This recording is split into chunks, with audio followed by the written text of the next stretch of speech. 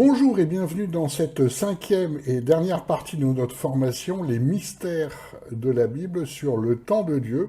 Et nous allons notamment approfondir la question de l'autorité. Qu'est-ce que nous dit l'autorité donnée par l'Esprit dans le Nouveau Testament? Et quelles sont les applications pratiques? Quels sont les pièges? Quelles sont aussi les mauvaises façons de le comprendre? Nous allons aussi conclure sur le calendrier de Dieu et le temps de Dieu en donnant quelques exemples pratiques qui permettent de mieux comprendre des passages bibliques. Alors, les proclamations d'autorité, même si beaucoup adorent faire ça, la parole nous en parle de façon claire en Luc 17, versets 5 à 6, et les apôtres dirent au Seigneur, augmente-nous la foi. Déjà, on fait deux remarques. Ce sont des apôtres. C'est-à-dire, ils sont coutumiers du fait de faire des délivrances, des guérisons, de marcher par l'Esprit, et ils disent à Jésus, nous n'avons pas assez de foi. Et Jésus répond, si vous aviez de la foi comme un grain de sénévé, un petit grain de moutarde, vous diriez à ce mûrier, déracine-toi et te plante dans la mer, et il vous obéirait. Donc, ce que Jésus dit, c'est tout apôtre que vous êtes, vous faites ma volonté, mais vous êtes loin du compte. Vous n'avez pas encore l'autorité suffisante, c'est-à-dire que vous n'avez pas encore le niveau de foi, le niveau d'esprit en vous pour faire exactement ce que je fais. En gros, c'est ça le message.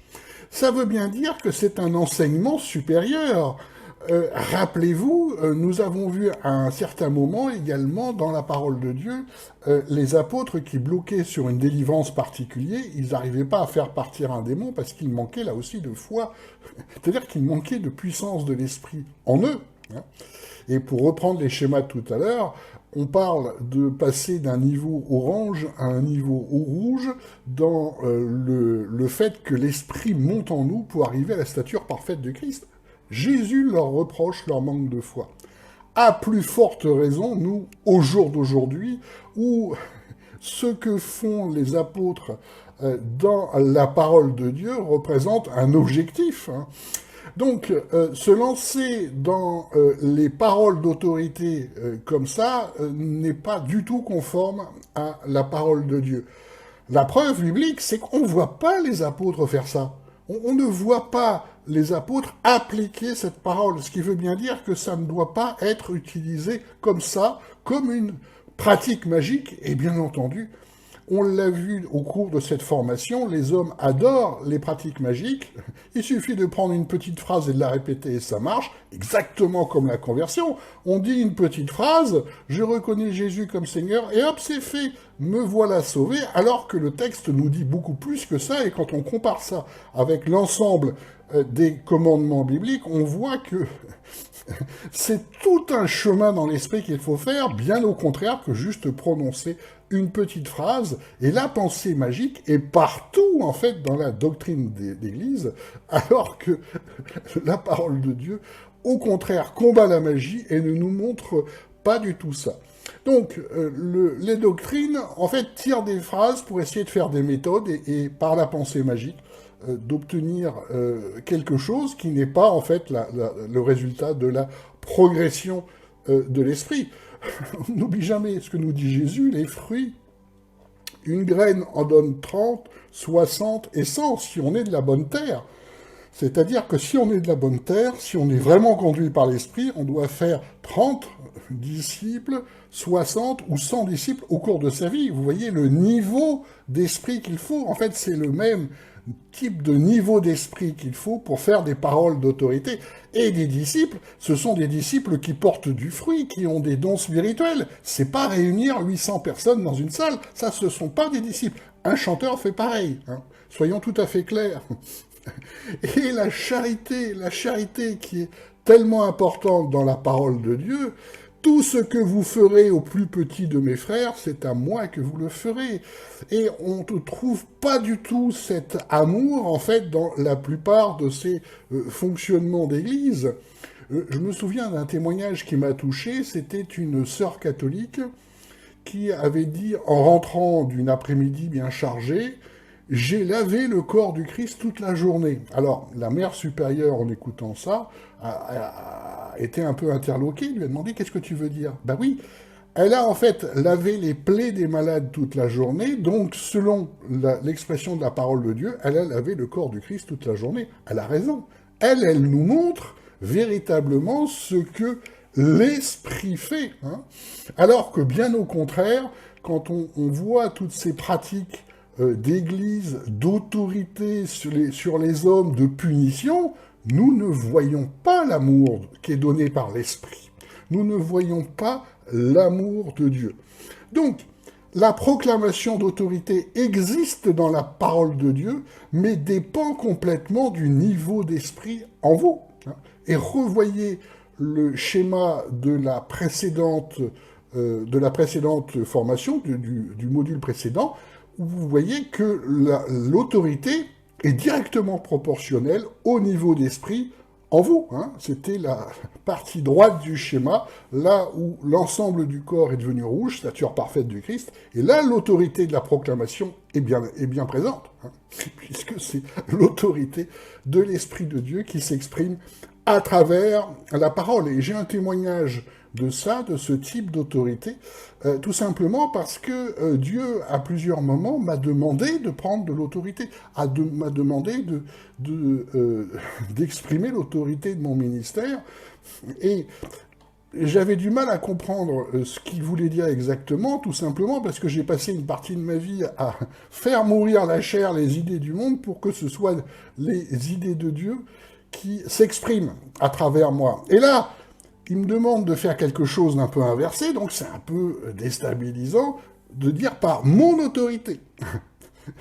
Et je l'ai fait, et j'ai bien compris ce que Dieu a voulu me dire, même si j'avais du mal à le comprendre au début, parce qu'effectivement, ça s'est passé il y a 15 jours, il y a eu successivement, à distance, des délivrances extraordinaires, miraculeuses qui ont été faites par des proclamations d'autorité, et j'étais ravi, hein, parce que effectivement, c'était un niveau de délivrance extrêmement important qui a donné des fruits qui sont toujours là. Enfin bon, j'étais absolument ravi de ça, parce que c'était justement dans le même cadre que ce qu'on voit dans Jésus, c'était en fait des démons extrêmement costauds, on pourrait dire ça, et qui résistaient aux enseignements de la personne, c'est-à-dire enseigner la personne justement à fermer les portes spirituelles et aux délivrances. J'avais fait plusieurs délivrances sur cette personne, mais l'esprit mauvais revenait toujours parce que la personne avait du mal à fermer les portes spirituelles, et tout s'est réglé en une journée. C'était vraiment totalement miraculeux. Et donc j'ai pu voir à l'œuvre ce que Dieu me demandait effectivement en prenant l'autorité, mais mon autorité dépend uniquement de l'autorité que Dieu me donne. Je n'ai pas d'autorité humaine, hein, il faut être tout à fait clair par rapport à ça.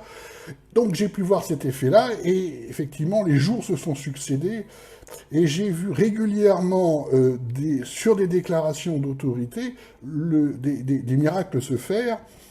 Alors les guérisons, ça j'en avais vu pas mal, mais les guérisons se sont amplifiées. Enfin bon, j'ai vraiment vu ce que Dieu m'a demandé, c'est-à-dire d'exprimer mon autorité.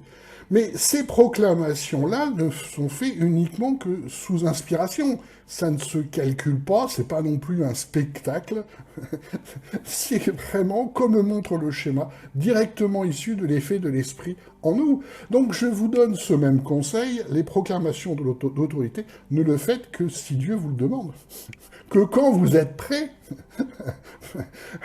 Et on a dans les églises de disciples un certain nombre de pasteurs qui ont ce type de message, effectivement, où Dieu leur demande de prendre l'autorité. Et c'est ça, ce que ça veut dire, c'est que le niveau d'esprit est suffisamment élevé en eux pour que leur parole devienne une parole d'autorité.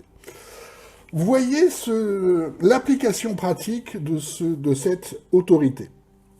Revenons sur ce que nous avons vu tout à l'heure, c'est-à-dire les punitions, hein, la fausse autorité, hein, se punir, Se punir en église, c'est très fréquent, hein. Moi, je l'ai vu plein de fois. J'étais abasourdi par le fait qu'ils voulaient absolument se punir les uns les autres, et punir moi-même. Enfin bon, c'est effrayant. C'est effrayant parce on ne ressent pas du tout l'amour de Dieu, effectivement. La parole de Dieu ne nous en parle pas. Ou plus exactement, dans le temps de Dieu, dans le temps de l'Esprit, on ne doit surtout pas faire ça. On va reprendre, on avait vu tout à l'heure la définition par rapport à la grâce, et un des dérivés, c'est le charizomai. Charizomai, c'est le fait d'accorder une grâce, de remettre une dette, de faire grâce et de pardonner. Et la Bible nous en parle, Colossiens 2,13, « Et vous, lorsque vous étiez morts dans vos offenses, dans l'incirconcision de votre chair, il vous a vivifié avec lui, vous ayant pardonné, charizomai, toutes les offenses. » Et donc, ce que Dieu nous demande, ce que Jésus nous demande, c'est justement d'appliquer ce charizomai, d'accorder une grâce, de pardonner. Colossiens 3, versets 13 à 14, donc la suite, « Vous supportant les uns des autres, et vous pardonnant charizomai les uns aux autres. » On n'est pas dans la punition, ça c'est l'inverse de ce que nous demande Jésus, c'est l'inverse de l'effet de l'esprit. Si l'un de vous a quelques sujets de plainte contre l'autre, comme le Seigneur vous a pardonné, charizomai, vous aussi faites de même. Mais par-dessus toutes ces choses, revêtez-vous de la charité, qui est le lien de la perfection. D'abord, l'amour. Voilà ce que nous dit Jésus, voilà ce que nous dit Dieu, voilà ce à quoi nous conduit l'Esprit. D'abord l'amour, et on n'est certainement pas dans une logique, punissez-vous les uns les autres, et tel qu'on le voit malheureusement en Église. Nous sommes, rappelons-le, dans le temps de Dieu, dans le temps de l'Esprit, dans le temps de la grâce. L'Esprit donne ça, cet effet-là, cet amour, le fameux 1 Corinthiens 13 sur l'amour, d'abord l'amour. Hein. C'est d'abord la charité qui est le plus importante, et l'Esprit de Dieu donne l'amour, bien sûr. Revenons aussi sur une autre notion qu'on avait vue dans la formation précédente, qui est priée sans cesse, sur le modèle de Jésus. Oui, en théologie, on nous dit Jésus est Dieu, et ça dérive en fait le message biblique. On voit bien sûr une autorité très puissante de Jésus, une autorité divine, mais le message biblique, c'est pas vraiment ça. Le message biblique, c'est que Jésus est le modèle d'un homme conduit par l'Esprit qui nous transmet en fait la puissance de Dieu par l'Esprit. Donc, ce que nous devons voir dans le modèle de Jésus, c'est véritablement ce que donne l'Esprit sur une personne, ce que donne un homme conduit par l'Esprit. Et nous devons arriver à la stature parfaite du Christ. Voilà notre modèle, un homme conduit par l'Esprit de Dieu, même si Jésus, bien entendu, a des autorités divines. Mais c'est pas le point central. Le point central, c'est le modèle de Jésus et le modèle de quelqu'un conduit par l'Esprit. On l'a dans la parole de Dieu, en Luc 2, verset 52, « Et Jésus faisait des progrès en sagesse, en stature et en grâce devant Dieu et devant les hommes. » En grâce, rappelez-vous tout à l'heure, ça veut dire dans l'esprit. L'effet de l'esprit, en fait, se manifestait déjà devant lui. Et en Jean 22, on l'a, et quand il dit cela, il souffla sur eux et leur dit « Recevez l'Esprit Saint. À ceux auxquels vous remettez les péchés, ils leur sont remis. À ceux auxquels vous les retenez, ils leur sont retenus. » Alors, ça, c'est le verset sur lequel se basent les catholiques pour le confessionnal, pour dire le prêtre va te pardonner ton péché parce qu'il a reçu l'autorité de Jésus. Alors, c'est plus compliqué que ça, évidemment, puisque c'est en fait lié à l'Esprit Saint, évidemment. En fait, tout est lié au fait d'être conduit par l'Esprit Saint. Si vous n'êtes pas conduit par l'Esprit, vous ne faites que le mal. Et là, on voit dans ce texte, c'est très clair, nous pouvons effectivement discerner les péchés des uns et des autres, mais uniquement grâce à la puissance de l'Esprit et de l'amour de Dieu qui s'exprime à travers cet Esprit, vous voyez.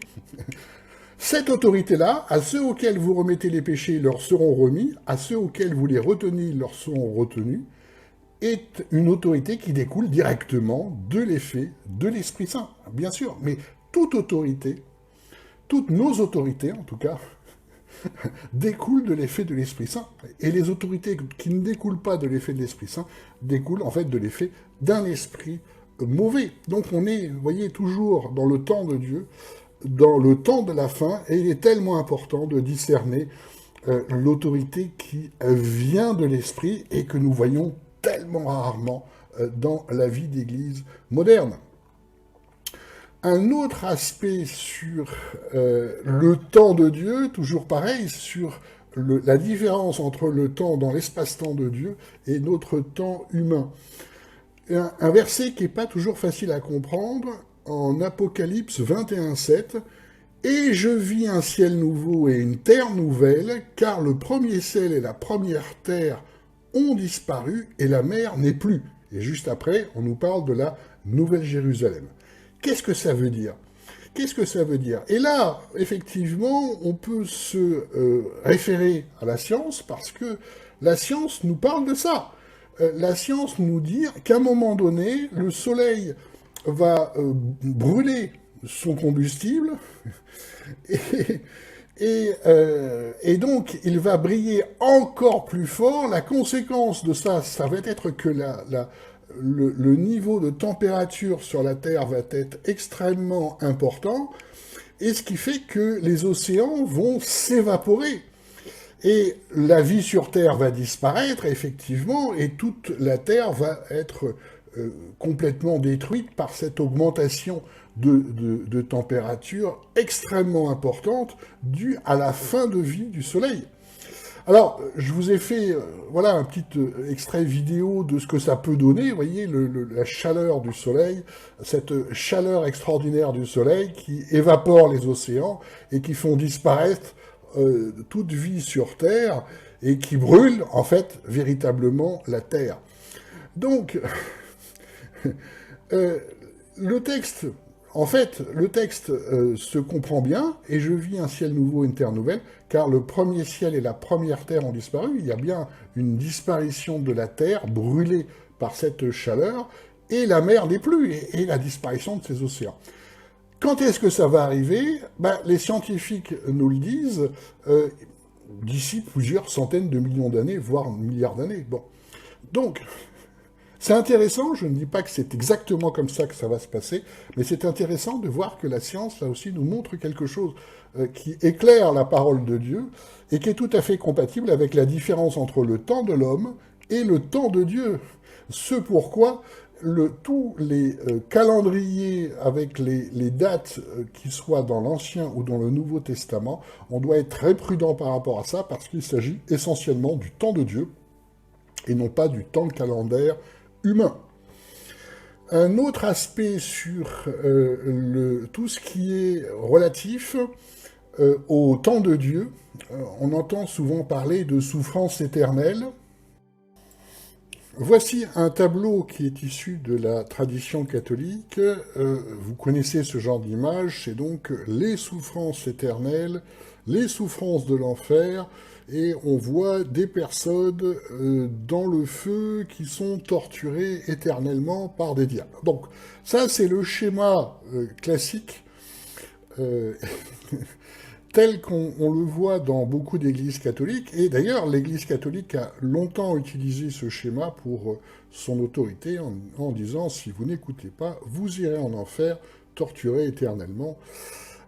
Et nous allons donc nous intéresser, puisqu'il y a le mot « éternellement », sur ce que dit exactement la parole de Dieu sur cette question, surtout sur le temps de Dieu.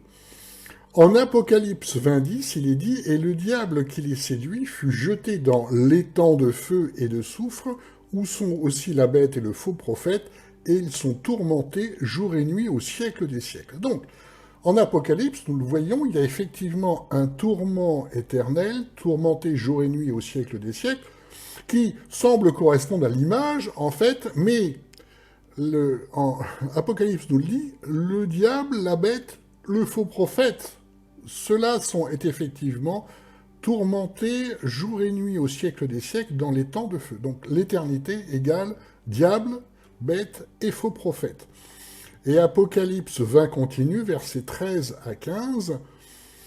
Et la mer rendit les morts qui étaient en elle, et la mort et le séjour des morts rendirent les morts qui étaient en eux, et ils furent jugés chacun selon ses œuvres. Et la mort et le séjour des morts furent jetés dans l'étang de feu. Alors, donc, là, c'est une autre facette. On voit bien que la mort et le séjour de mort ne sont pas torturés éternellement par le diable.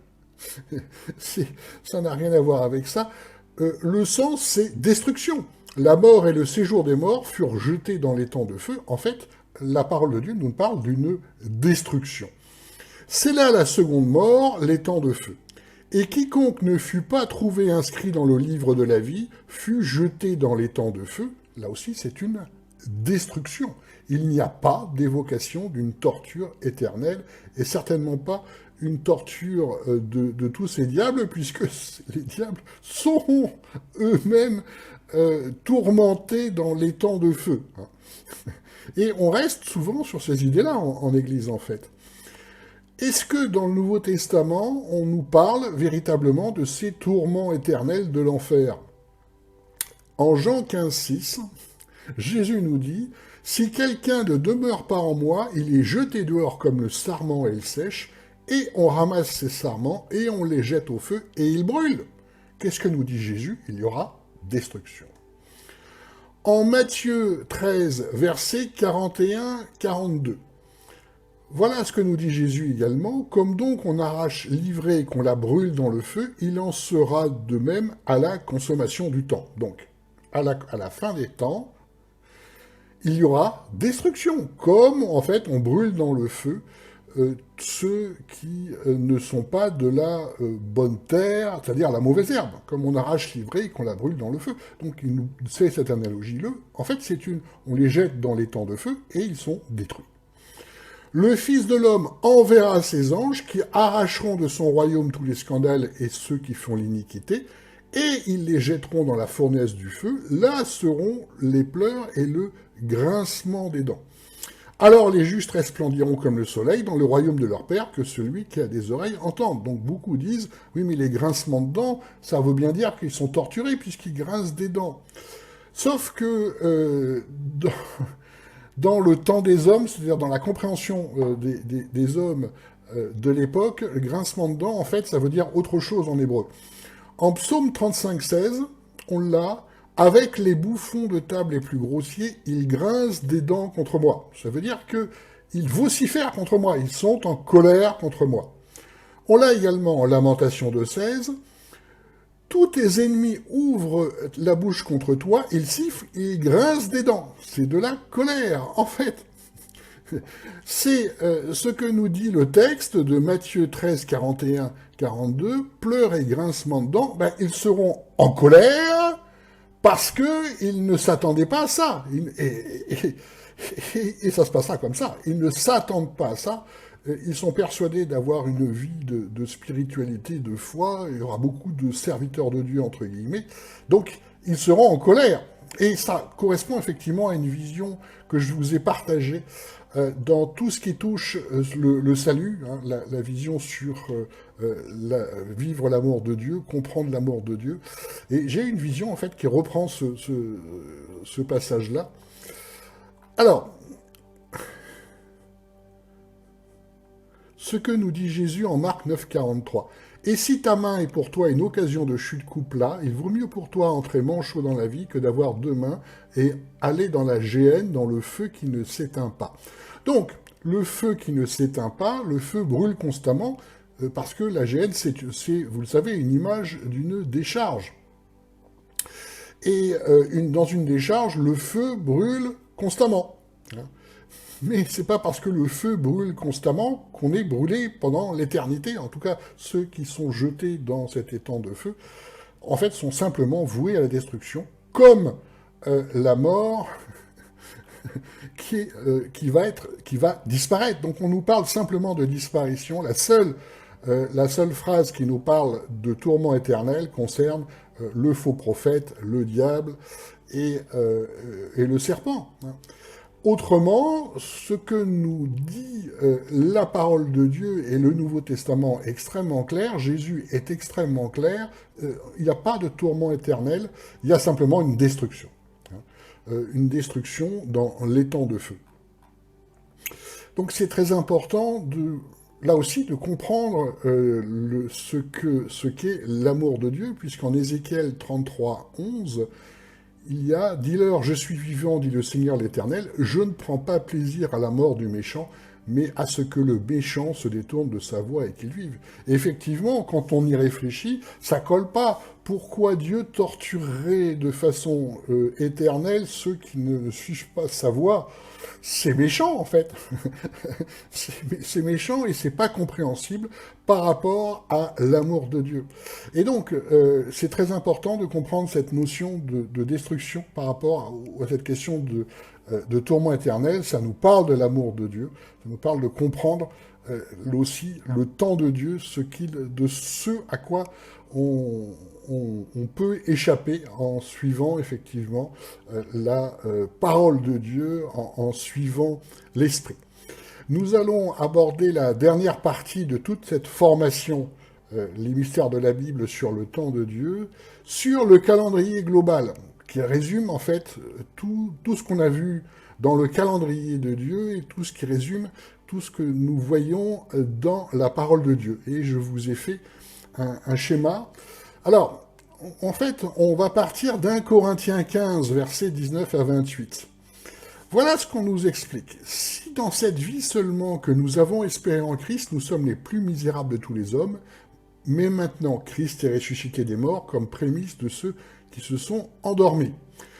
Car puisque la mort est venue par un homme, la résurrection des morts est aussi venue par un homme. Donc, analogie entre Adam et Christ. Car comme en Adam tous meurent, de même en Christ tous revivront. Et vous verrez dans le schéma, il y a une analogie, effectivement. On va figurer une analogie entre Adam et Christ. Mais chacun en son propre rang, d'abord Christ qui est les prémices, ensuite ceux qui sont à Christ à son avènement, ensuite viendra la fin quand il remettra le royaume à Dieu le Père et qu'il aura détruit toute domination, toute autorité et toute puissance.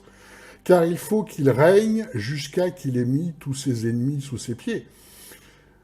Il faut bien aussi se rendre compte de l'importance de cette phrase, effectivement, comme on l'a vu dans les différents modules de cette formation sur le temps de Dieu. Le plan de Dieu s'exécute à travers aussi l'avènement du mal, qui est voulu par Dieu pour que triomphe son règne. Car il faut qu'il règne jusqu'à qu'il ait mis tous ses ennemis sous ses pieds. Le dernier ennemi sera détruit, la mort. Donc sera détruit comment? Dans les temps de feu. Simple destruction. La mort ne sera pas torturée éternellement, bien sûr. Car il a assujetti toutes choses sous ses pieds. Or, quand il dit que toutes choses sont assujetties, il est évident que celui qui les a assujetties toutes choses s'est excepté. Et quand toutes choses lui auront été assujetties, alors aussi le Fils même sera assujetti à celui qui lui a assujetti toutes choses, afin que Dieu soit tout en tous. Et la phrase clé, c'est celle-ci, afin que Dieu soit tout en tous. Voilà la finalité du temps de Dieu. En Apocalypse 22, 17, et l'Esprit et l'Épouse disent, viens, et que celui qui entend dise, viens, et que celui qui a soif vienne, et que celui qui veut prenne de l'eau de la vie gratuitement. Donc ce dont nous parle ce texte, c'est d'une onction d'esprit particulière par rapport à l'arrivée de la Nouvelle Jérusalem. Comme je le dis, pour prendre une image simple, nous serons en 5G dans l'esprit, nous serons avec Dieu en 5G, et c'est pour ça que toute prophétie va disparaître. On n'a plus besoin de la prophétie qui est partielle, mais on a besoin de cette communion permanente avec Dieu dans l'esprit de la Nouvelle Jérusalem. Donc nous allons passer au schéma. Et le schéma reprend ce calendrier selon le temps de Dieu. On voit à gauche la création, Jésus plus Adam. On voit que Adam donc a suivi l'adversaire, il est en bleu, puis c'est l'adversaire qui a repris le contrôle d'une partie d'Israël, puis Jésus est arrivé, il nous a laissé l'esprit, donc première première onction d'esprit donnée par Jésus, puis la fin des temps, deuxième onction d'esprit en rapport avec la prophétie, et là on voit aussi c'est pour lutter justement contre ces problèmes spirituels généralisés, l'adversaire qui est partout, et en particulier dans les églises, d'où la vision effectivement sur ce dragon gris, et la parole nous parle de ça, les fausses doctrines, les antéchrists, ou plus exactement les graines des antéchrists, qui sont partout, qui nous parlent de Dieu, qui nous parlent de plein de choses, alors que la parole de Dieu nous parle d'autres choses. Donc, il y a ensuite le temps de jugement. Donc, vous voyez, cette nouvelle alliance, Jésus est égal à Adam. Voilà ce que nous dit la parole de Dieu. Donc, les temps de la fin, on y est, et le temps du jugement par Jésus, on voit Jésus, et on voit également le dragon qui est également le serpent, l'antéchrist. Et pour finir, la nouvelle Jérusalem en Dieu, et là on voit qu'il y a une dernière onction de l'Esprit, en fait pour que nous soyons aptes à suivre la volonté de Dieu dans la nouvelle Jérusalem, à ne pas faire selon nos pensées, mais à faire selon la pensée de Dieu, et on voit donc cette nouvelle Jérusalem en rouge, ce que veut dire afin que Dieu soit tout en tous. Et on voit, c'est en fait un parcours extraordinaire où toutes ces étapes que nous décrit l'Ancien et le Nouveau Testament servent à ce miracle absolu pour que, au final, Dieu soit tout en tous ceux qui l'ont écouté, en tous ceux qui ont suivi son chemin. Et là, nous voyons l'amour de Dieu, le plus grand cadeau que Dieu peut nous faire, c'est lui-même, et voilà tout le sens du temps de Dieu, de ce calendrier de Dieu, arriver à ce résultat. Et nous voyons les très nombreuses étapes que nous décrive la parole de Dieu, pour que ce ne soit plus la chair qui parle, mais que ce soit Dieu qui parle à travers ceux qui le suivent. Et quand vous voyez toutes ces étapes, toutes ces difficultés, vous comprenez bien les temps actuels, ce pourquoi il y a tant de difficultés au jour d'aujourd'hui, ça fait partie du processus pour que, au final, nous acceptions volontairement d'avoir Dieu en nous et de suivre Dieu. Donc, ce respect du libre arbitre a conduit l'ensemble de ces étapes pour qu'il soit entouré de ceux qui le suivent et ceux qui deviennent ses serviteurs volontairement. Voyez ce parcours extraordinaire qui nous permet de clôturer cette formation en 5 modules sur le temps de Dieu. Et je vais vous laisser avec une vision sur un nuage. Et avant cela, donc, je vous souhaite vraiment de bien écouter Dieu, de bien écouter ce que l'Esprit a à dire, parce que c'est véritablement par l'Esprit que nous pouvons écouter Dieu, comprendre le temps de Dieu. Donc si vous avez apprécié cette vidéo, merci de mettre un pouce bleu. Vous pouvez également vous abonner, laisser des commentaires, suivez les autres formations et n'hésitez pas à vous repasser ces modules plusieurs fois pour vraiment être porté par la parole de Dieu. Je vous souhaite à tous et toutes d'être conduits par l'Esprit de Dieu et d'écouter Dieu tous les jours de votre vie. Au revoir. En fait, ce que j'ai vu, c'est que tout d'un coup, alors que je demandais en fait la direction à Dieu, parce qu'en ce moment j'écris des livres destinés aux athées qui servent à sensibiliser à ce que c'est qu'être rempli de l'Esprit, et c'est compliqué à écrire. Donc je demandais à Dieu la direction, et voilà le rêve que j'ai eu. J'ai vu vraiment des nuages qui enveloppaient le monde, qui se répandaient de façon très importante. Et en touchant ces nuages, je ressentais une fraîcheur comme des petites gouttelettes d'eau, un peu comme la rosée. Et ça, la Bible en parle. Hein. En Ésaïe 18,4, car ainsi m'a dit l'Éternel, je serai tranquille et je regarderai de ma demeure comme un nuage de rosée dans la chaleur de la moisson. Comme un nuage de rosée dans la chaleur de la moisson, et c'est ce que j'ai ressenti. Et c'est indiqué également en Acte 3, 19, repentez-vous donc et convertissez-vous pour que vos péchés soient effacés, afin que des temps de rafraîchissement viennent de la part du Seigneur. Donc, ça traduit en fait la conscience de la présence de Dieu dans toutes ses œuvres. Et nous ne le faisons pas assez, on agit un peu de façon machinale, sans se rendre compte que l'œuvre de Dieu nous entoure dans le monde dans qui nous sommes, dans notre organisme, partout. Nous sommes entourés de l'œuvre de Dieu, et quand nous prenons conscience de ça, c'est là que nous sommes dans la présence de Dieu, que l'Esprit peut faire son œuvre. Et la deuxième partie de la vision, j'étais en fait un peu comme un nouveau-né dans cette nudité du nouveau-né, et j'étais à califourchon sur le mur de la Nouvelle Jérusalem, voyant l'extérieur et l'intérieur. Et c'est vraiment ça le terme, la différence entre être dans la présence de Dieu et être à l'extérieur.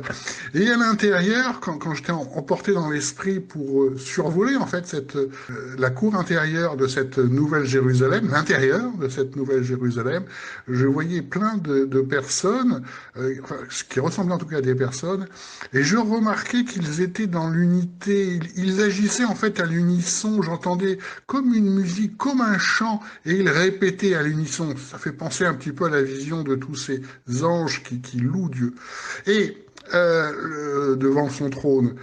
Et donc, ce que je voyais de façon extrêmement frappante, c'est que dans la Nouvelle Jérusalem, nous agissons à l'unisson dans la présence de Dieu. Après, il y a effectivement, le terme de régner dans l'Apocalypse nous dit bien que nous avons une action individuelle à faire, mais bien entendu, toujours dans la présence et dans le contrôle de Dieu.